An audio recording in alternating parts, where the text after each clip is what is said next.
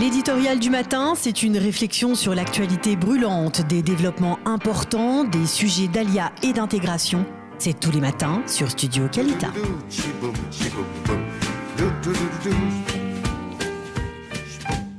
Sylvain Burstin, bonjour, Boker Tov. Boker Tov. Alors, tout à l'heure, nous avons expliqué la signification de cette journée du Dit Tevet pour les familles qui ont perdu des êtres proches pendant la Shoah et qui ne connaissaient pas la date du décès de leurs proches. C'était votre cas.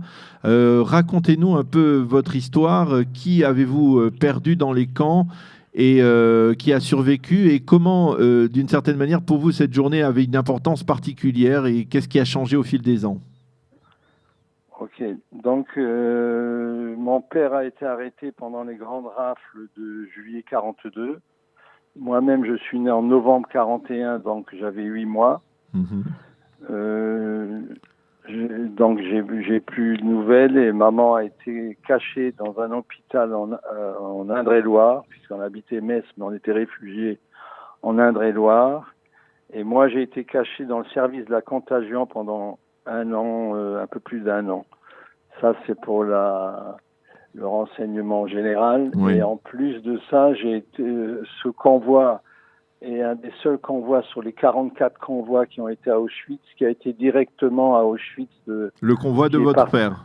Le convoi numéro 8 qui est parti directement à Auschwitz sans faire étape à Drancy. À Drancy.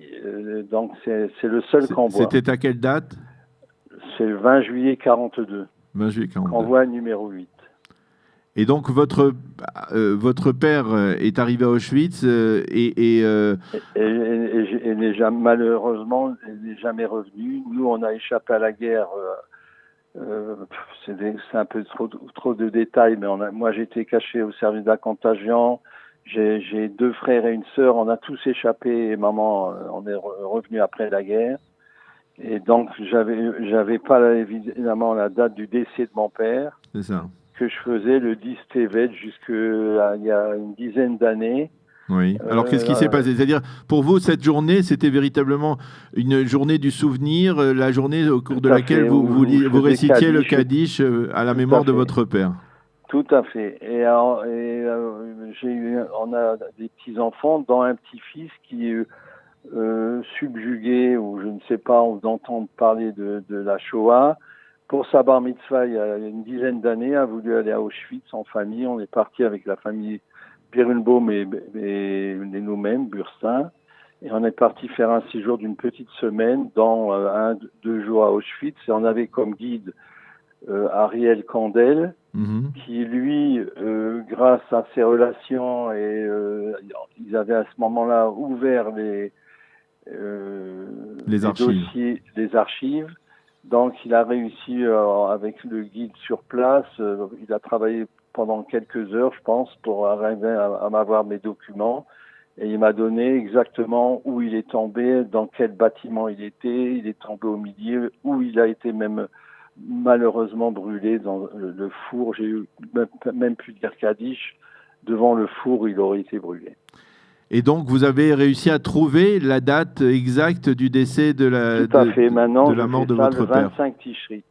Le 25 Tishri. Et donc, en fait, grâce à cette visite, je suis sûr, très particulièrement émouvante, et à la découverte donc de ces archives, vous avez réussi à retrouver la date exacte. Ouais. Et donc, désormais vous récitez le Kaddish le 25 Tishri. 25 Tishri, tout à fait. Je vais à la Sina. Ouais. Mais alors, je vous pose la question, en tant que rescapé, c'était important pour vous d'avoir pendant ces longues années cette date du Dit Tevet, du Yom HaKaddish HaKlali pour réciter le Kaddish. Il y avait une forme de... Oui, parce que c'était le seul jour où je pouvais plus ou moins me rapprocher de l'événement qui s'était passé, bien sûr. Et c'était à votre avis une décision importante de la part du gouvernement Israël. Bien sûr, bien sûr. Alors je dois préciser qu'aujourd'hui, eh bien, vous avez une grande famille et Et je suis certain que... Et j'étais très fier parce que quand on a été à Auschwitz avec mon petit-fils, on était 3 générations après cette Shoah malheureuse de Hitler. Il y avait mon fils, il y avait moi, mon fils et mon petit-fils. C'était quand même un événement extraordinaire. Et vous l'avez ressenti comme une forme, de vengeance. De vengeance ou de victoire par rapport à la... Tout à fait. Et d'être en Israël en plus. Et d'être en Israël aujourd'hui aussi. Ouais. Eh bien, merci beaucoup Sylvain Burstein d'avoir témoigné aujourd'hui en cette journée du Yom HaKadish à Klali, votre propre témoignage et avec votre histoire particulière et la découverte donc de la date de la disparition tragique de votre père pendant la Shoah à Auschwitz. Merci d'avoir été avec nous ce matin sur Studio Kalita. Merci. Shalom, shalom. Shalom. L'éditorial du matin, c'est une réflexion sur l'actualité brûlante, des développements importants, des sujets d'ALIA et d'intégration. C'est tous les matins sur Studio Kalita.